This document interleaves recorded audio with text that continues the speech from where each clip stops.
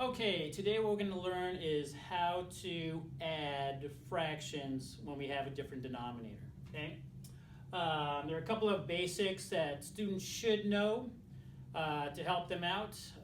They have to understand the concept that when you multiply or divide by 1, that you end up with the same number. 5 times 1 is 5, 5 divided by 1 is 5. Students should also understand from 4th grade how to make an equivalent fraction, okay? And they should realize from 4th grade that when the numerator and the denominator are the same, it equals 1, okay?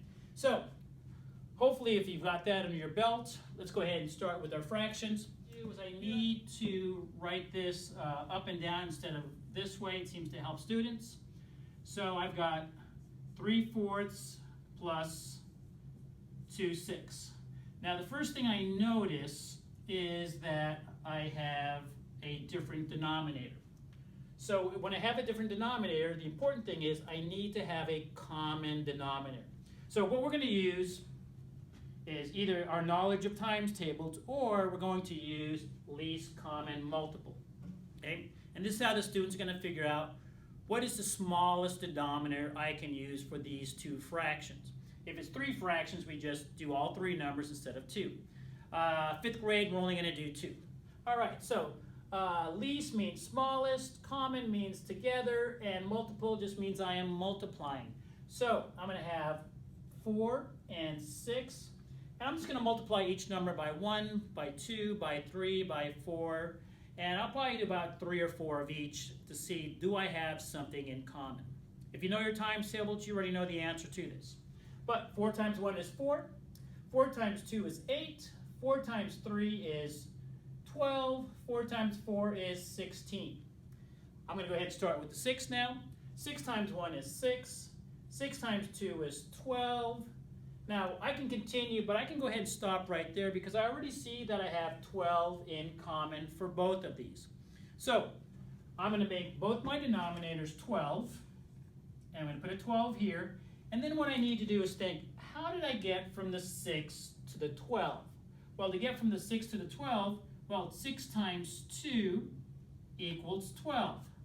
So if I multiply the denominator by 2, I have to multiply the numerator by 2, because 2 over 2 is my 1, and when you multiply by 1, you get the same answer. They're just going to look a little bit different. So 2 times 2 is 4.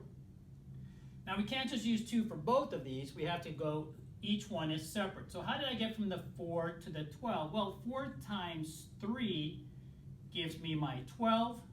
So if this is a 3, my numerator has to be a 3 because 3 over 3 equals 12. So 3 times 3 gives me 9.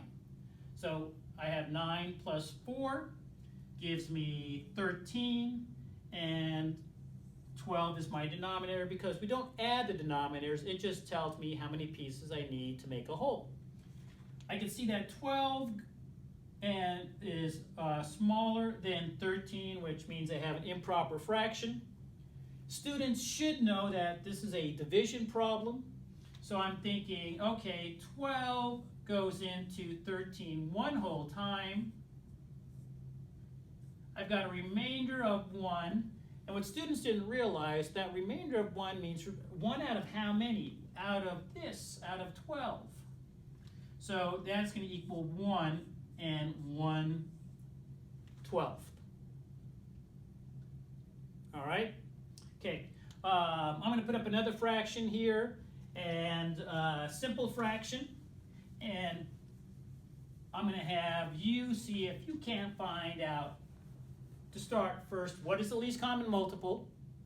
Okay? If you know your times tables, maybe just do it in your head, or you might want to actually do the workout here.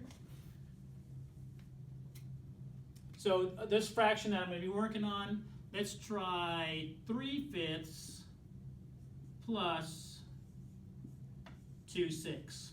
Okay? So I want you to go ahead and think, what would be the least common multiple for both of these? Right? So if you know your times tables, you're doing okay.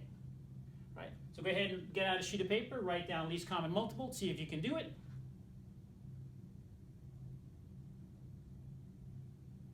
All right? Let's go ahead and look at 5.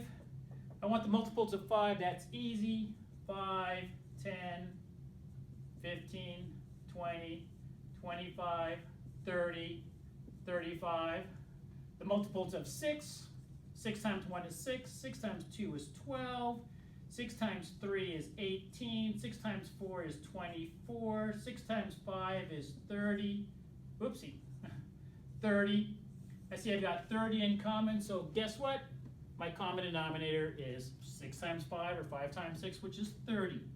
So I'm going to go ahead and rewrite this here. 3/5, 2/6. Sorry about that. 2/6. And I know my common denominator on both of these is going to be 30. So I need to think, how do I get from 6 to 30? Times 5 times 5, because 5 over 5 equals 1. That'll be a 10. How do I get from 5 to 30? That was times 6 times 6. 3 times 6 is 18. I'll go ahead and add those together. 18 plus 10 gives me 28 over 30. I notice that they're both even numbers, which means I could divide both of those by 2, because we usually want to get the least, right? We want to really reduce our terms as much as possible. So I'm going to go ahead and divide this one by 2, and divide this one by 2, because 2 over 2 equals 1. That's going to equal 14/15, and there's my fraction in simplest form. All right, now what I'm going to do is I'm going to put up one more problem, and I want to see if you can solve it without me doing anything for you, okay? So this time 4/14. So go ahead and turn off the video, see if you can't figure that one out. Okay, so hopefully you've worked that out without, and really pause the video. All right, so I'm going to go ahead and rewrite these 3/7 and 4/14. And one of the first things that I notice about these two fractions is I can change a 7 to a 14. Or I could change a 14 to a 7. Now, since these are both even numbers, I think I'm going to make my fraction smaller instead of bigger this time. So actually, I'm just going to leave that one alone. Times 1 times 1, right? And I'm going to go ahead and divide both of these, because I want to change the 14 to a 7, because I'd rather have a smaller denominator than a larger one. So 14 divided by 2, if that's a 2, that is a 2, so that gives me my 1. So 4 divided by 2 is 2. 14 divided by 2 is 7, so I'm good there. So and I have a common denominator, so 3 plus 2 gives me 5/7. I can see they're both prime numbers, so I'm done, because I can't divide them by anything besides 1 at this point.